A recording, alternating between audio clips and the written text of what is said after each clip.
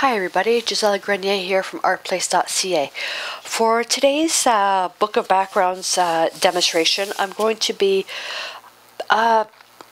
basically doing a couple of layers of, actually 3 layers of paint with stenciling and plastic wrap. So basically we're removing paint. And I open up to a new spread. Now I was going to do one just with the plastic wrap with nothing else, but I found a really nice stencil.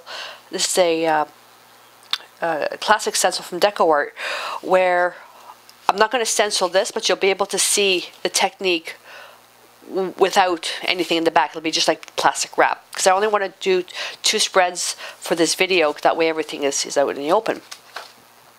So this is acanthus borders, and then I have Jacobean floral. These are classic stencils. And for paint, I'm going to use 3 types of paints. For the first spread, I'm going to use the Americana multi-surface satins, and I'm using lemon zest, apple green, and deep turquoise. These are, I'm finding I'm liking these quite a bit for mixed media and art journaling because they stick to anything. And then for the next spread, I'm going to use yellow oxide, quinacridone burnt orange, and then the elegant finish metallic paint, and the color is rich espresso. Now I'm using my Strathmore Visual Journal, so the paper is very, very thick, but if you're using something that's 90 pounds or lighter, or very, very thin type of watercolor paper, mixed media paper, or what have you, apply a layer of gesso to the front and back. That'll make your paper nice and stiff. Okay. For brushes, not going to need too many. Let's see, I've got a 3/4 inch, this is soft grip, a 3/4 inch golden taklon, this is stroke B, and number 8 bristle bright, and then a 1 inch large area artist brush. And I've got my palette knife and brush basin here. I've got my junk water bucket.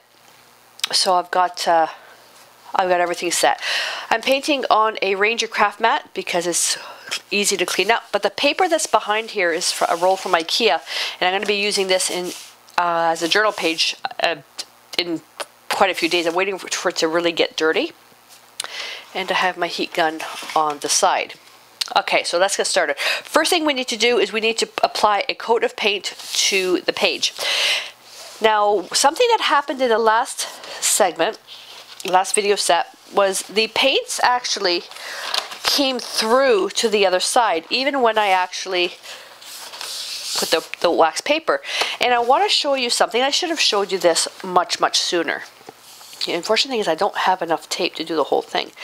When you're working on a spread, okay, a spread or a page that you don't want paint to transfer to the background, just apply painter's tape. But your page must be 100% dry. And just go right to the very edge. Okay.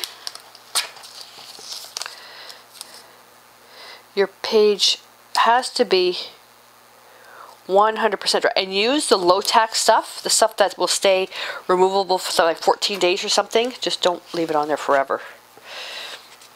If you use like regular masking tape, it'll actually pull up the paint. Now I am taking a chance on this one because I just did this background a few hours ago. So I am taking a chance. Now you at home have a lot more time than I do.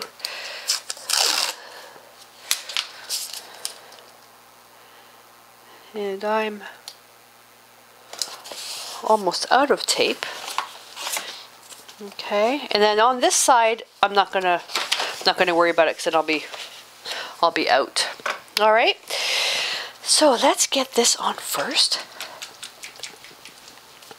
So I'm using lemon zest, and you notice the colors that I'm using are next to each other on the color wheel. That way, I'm not going to end up with mud.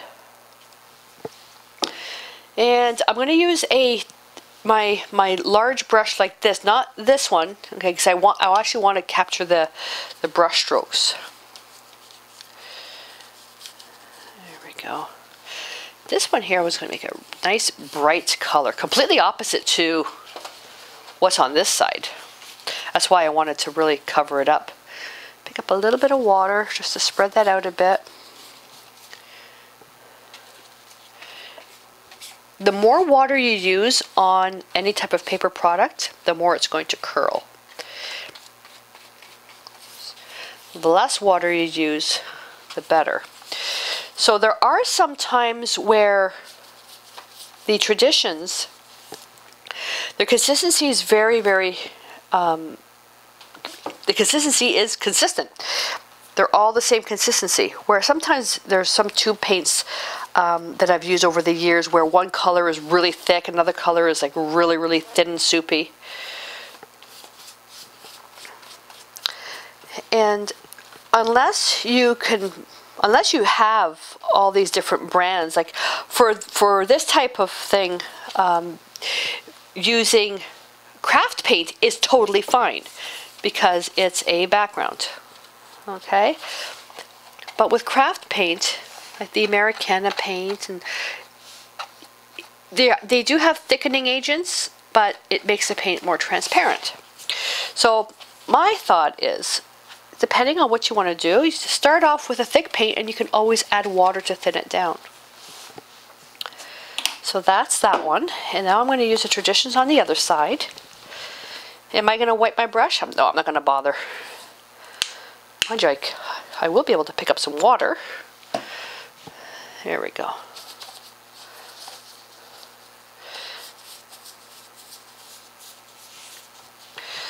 And just to, I need a piece with a straight edge on it. There we go. At this point, it doesn't really matter. Just going to wet the paper first.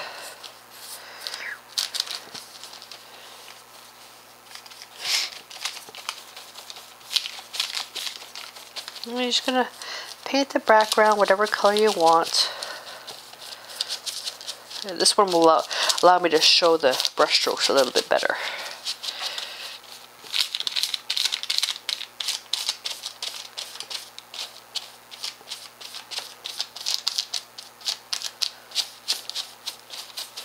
And then we're going to let these dry completely.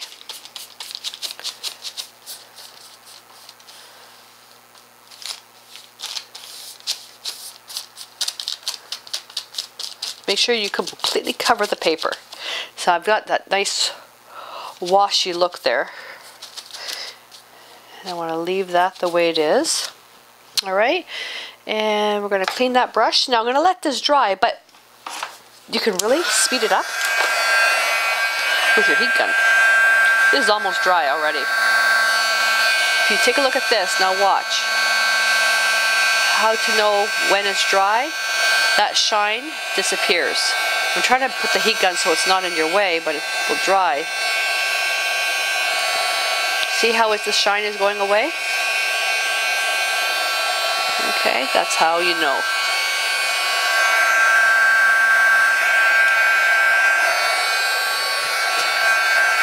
I'm just going to draw this a bit more.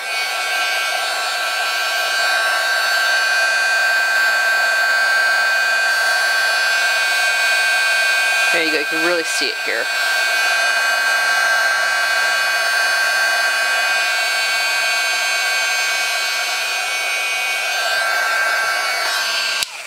Okay.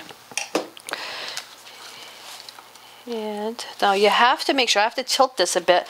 No, this isn't quite dry yet. I'm going to have to dry this because we're going to be stenciling next. So what I'll do is, you know how, I'm going to be doing a lot of talking during these technique videos. But as I start progressing, I'll be repeating less of the same information over and over again. Because this is a progressive series, I'm doing more talking in the beginning than less. So like the heat gun drying thing is going to be, I'm going to start eliminating that. But if you're a beginner coming into a video and you're not quite sure, go back to the beginning and watch. Like I don't want to eliminate any information if a beginner is, because I don't want a beginner being left with asking questions, like wondering. But please contact me either at artplace.ca or creativeartjournaling.com if you have any questions. Okay, so I'm going to take a 5-minute break, let these papers dry, and then when we come back, we'll start with the stenciling. Okay, all dry. Now see some of these little pieces here. This is where the paint is a little bit thicker. It is dry, okay, but that's just where it's a bit thick. This has a nice satin finish to it, where the Traditions is a matte finish. So I'm going to do this one here, and then do this one here. So now you have a glare there. Nothing else I can do about it because I can't quite stencil this way. I'm just going to put the paint right here. Don't need a lot. I may need a bit more than that, but I can always add. And, oh, that was a loud motorcycle that just went by. What I am going to do is just, whoops, a little bit of a tape there.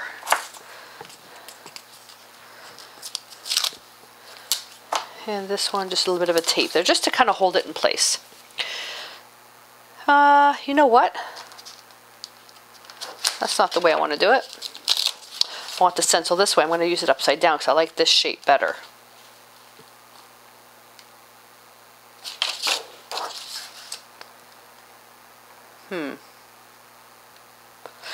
Nope, I'm going to leave it like this because I already have an idea for a journal page for this. I'm kind of planning ahead of time.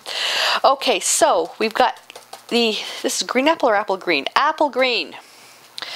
And I want to hold the stencil flat. And I'm just using the number 8 bright. I love this brush for stenciling. Absolutely love it.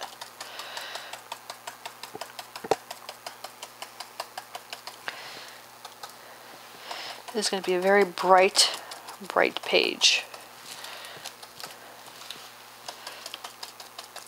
The other stencils that work really well with this paint are the Enamel Stencils, where they have the adhesive on them.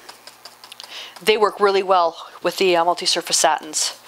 Because it has a bit of a satin finish, which is a little bit slicker, they stick really well. Or on a journal page that's really like bent out of shape. Oh yeah, I'm going to need a lot more paint.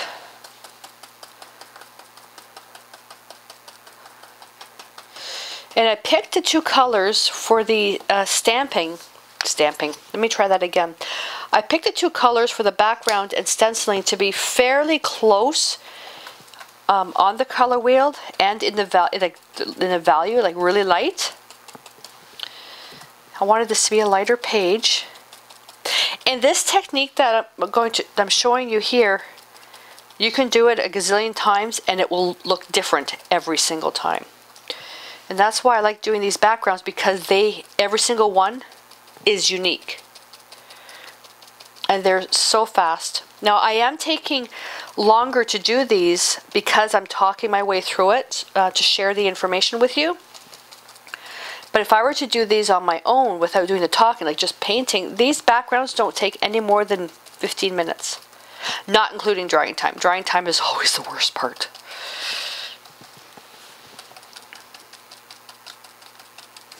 And I am not going to stop the video here, come back with the page done. That I will not do. I show everything, because what I also show, and I don't edit out, are my mistakes. So if I make a mistake and the video camera's off, then how am I going to show you how to get out of it? Because the mistake's already been made and you didn't see me make the mistake. I show everything.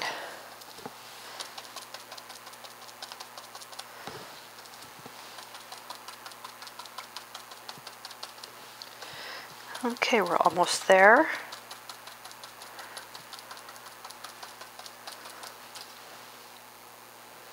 I think we're pretty good there. Let me just add a little bit more here. I'm just looking at the areas where are really light.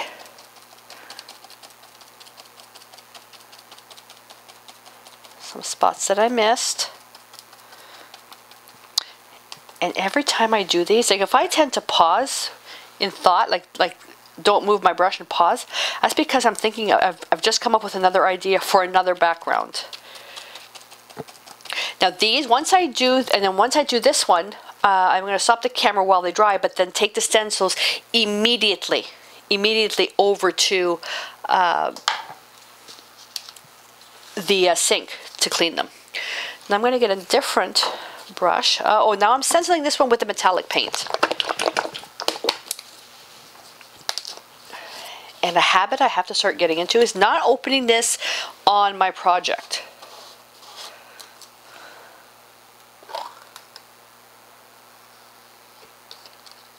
Okay.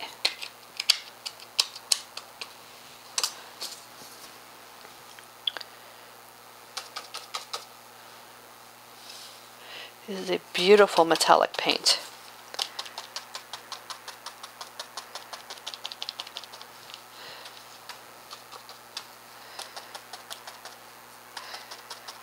And although I'm basically sharing my technique with you, use whatever colors you want.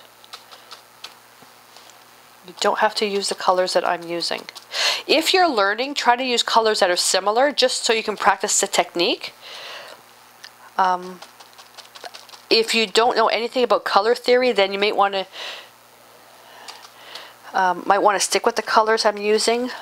But as for example, if you were to blend two colors together, let's say red and green, people think, oh, you just get mud. Well, you get mud because the colors are opposite to each other on the color wheel. Any colors opposite to each other on the color wheel, when mixed, physically mixed together, makes a duller, darker version of the mix. Okay, but complementary colors, when they're next to each other on a painting, makes everything pop. So if you mix red and green together on your palette, then make a very dark, dull color. But if you took red and green and painted them side by side, okay, red here and green here side by side, they make each other pop.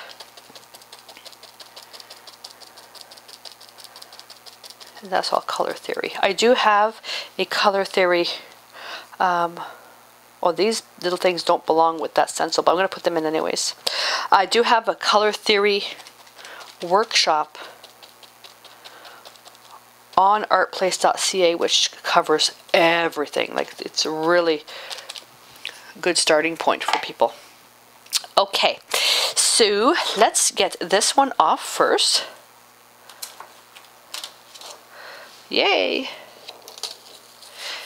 Now, if I was doing this on my own without video, I would take the stencil, put it on top. I wonder if I can still demonstrate that. You know what? Let me see if I can no, better not. Let me focus. Put this on paper, take a baby wipe, and you clean the stencil, and then the paint goes back inside the openings, and you're transferring a lighter version of that paint. But I have to stay focused. I'll show it to you guys in another video. Okay, so I'm going to put that there. Now I'm going to let these dry, and I'm going to, right now, take a 5-minute break and go clean my stencils. Alrighty. Okay, I put tape behind this one, and I did get a little bit of brown on here from the gold, but I'm not going to worry about it. So now for the next step, you need plastic wrap. Now I've got, this is old packaging. This is packaging from a paint order that I got in, and this packaging is not recyclable, so I'm going to use it because I'm going to throw it in the garbage anyways. And what you want to do is you don't even need to really measure, but you want it to be at least 3 times the size of your page, because what we're going to do is lay this, and we're going to kind of crumple it up like this, okay? And then you're going to leave it to dry. And don't be tempted to do this, okay? You have to leave it to dry, okay? Now we're going to go with the next set of colors. So this one here. See what happens because I didn't knock it back? I didn't hit it. It popped.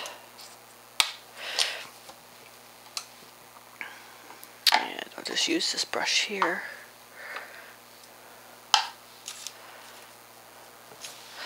And you're going to cover everything.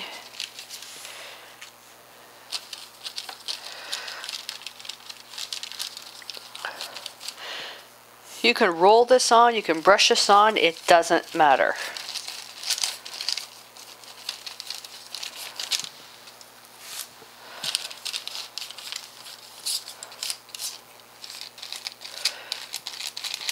Yeah, I had a little bit too much water in my brush there.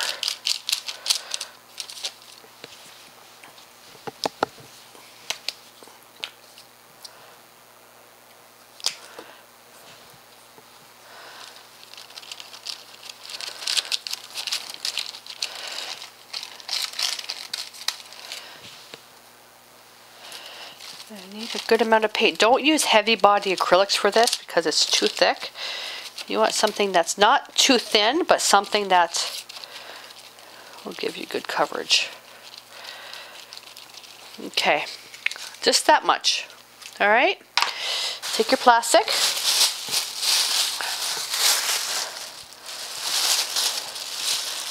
And just kind of lay it on top.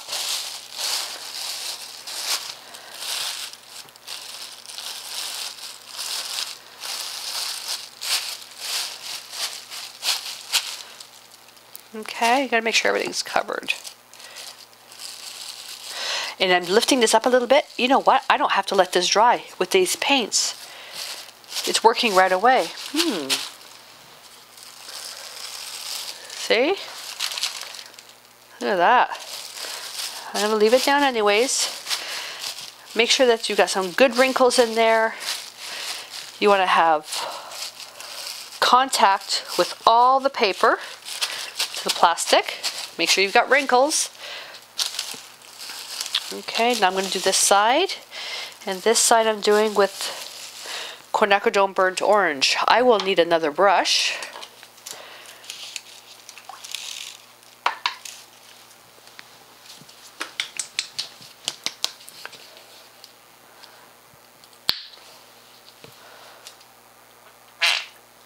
Oh, that's such a nice noise.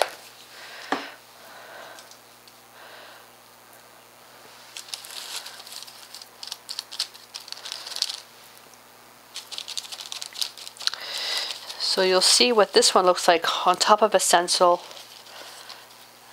and just on blank paper. I love this color. Oh my God. This color is a great glazing color. Glazing means a transparent layer of paint over another layer, but the bottom layer shows through. This here. See? That's glazing. You do this many, many times. Ooh, this is starting to dry. Okay, just quickly added some water. You can't let this dry. You can do many layers of glazing, like with each layer drying.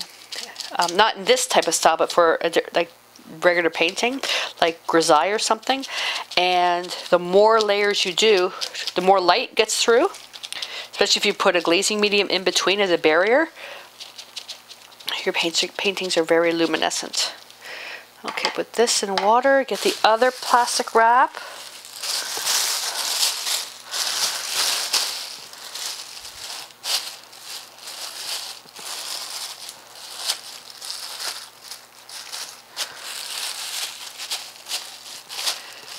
And push that down.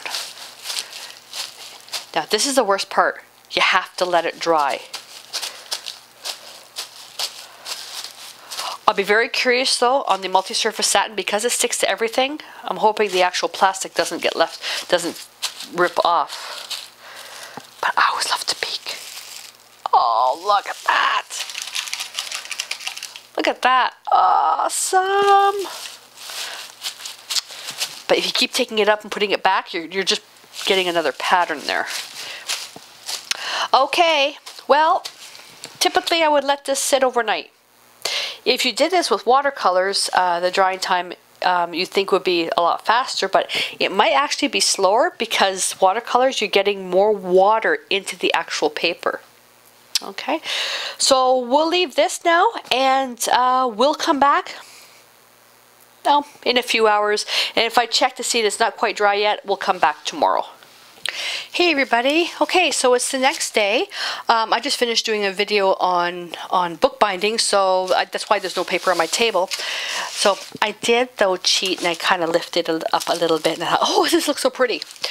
All right, so this has now had, if I look at the time, this has had 24 hours to dry. Okay, so now to take it up, we simply gently pull. Oh, wowee. Now, you can reuse this. You don't have to throw it away. You can reuse it.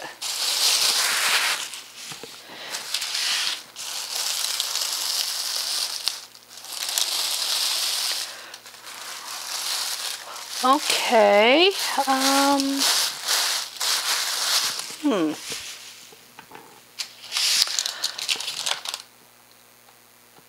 Where's my stencil?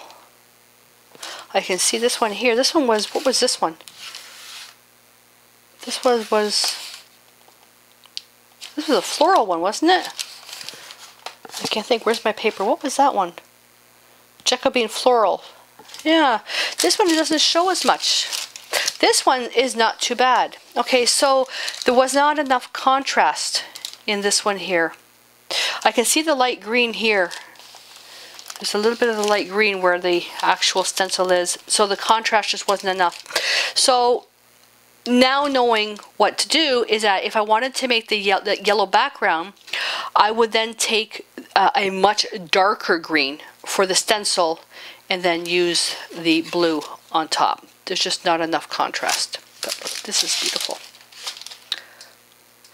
Now, see these blocks here? You can see where the stencil, where the plastic wrap was touching and where it wasn't. This one, there's not so much. This one looks like it was just on top of everything. There's a nice big hole, big circle here. But there we go. So there's another one that's finished. And then you can build upon that. As we go through, right now I'm covering one technique. Let's see if you can see. There you can see the stencil now. There you go. Because of the glare. This is the multi-surface satin. You can see how shiny it is. And this is the Decor Traditions.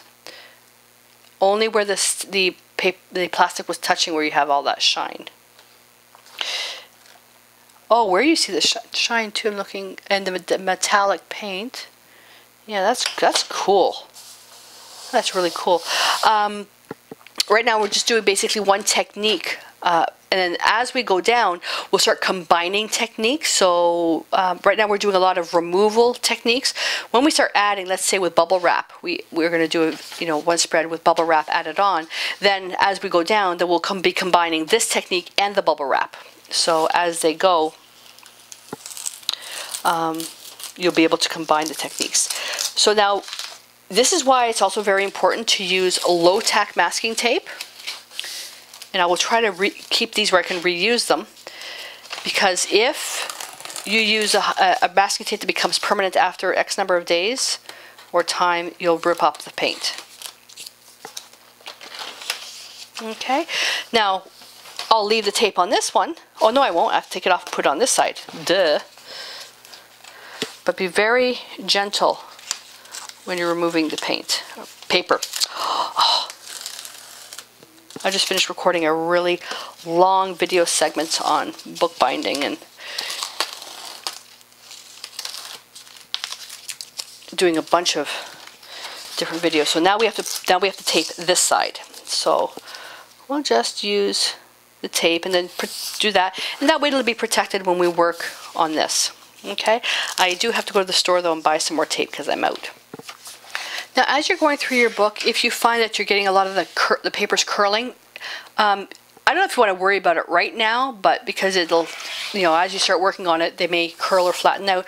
You can put something very, very heavy on here, and which will flatten out your pages. Okay, but if you're using something very, very glossy, keep in mind that your pages may stick, so you may want to put wax paper through there. That's why I prefer using the Traditions paints, because it's a matte finish, or watercolors. Okay, so there we go. So we're off to a good start. So We have this spread here now that we're ready to work on, and I will leave you with that, and hopefully you've got some backgrounds on the go. In the next one, we're going to be, where's my book? I have a list. Oh, it's on the other table. Well, I can't tell you what we're doing in the next video, except that it'll be another background. Alrighty. So until next time, stay inspired.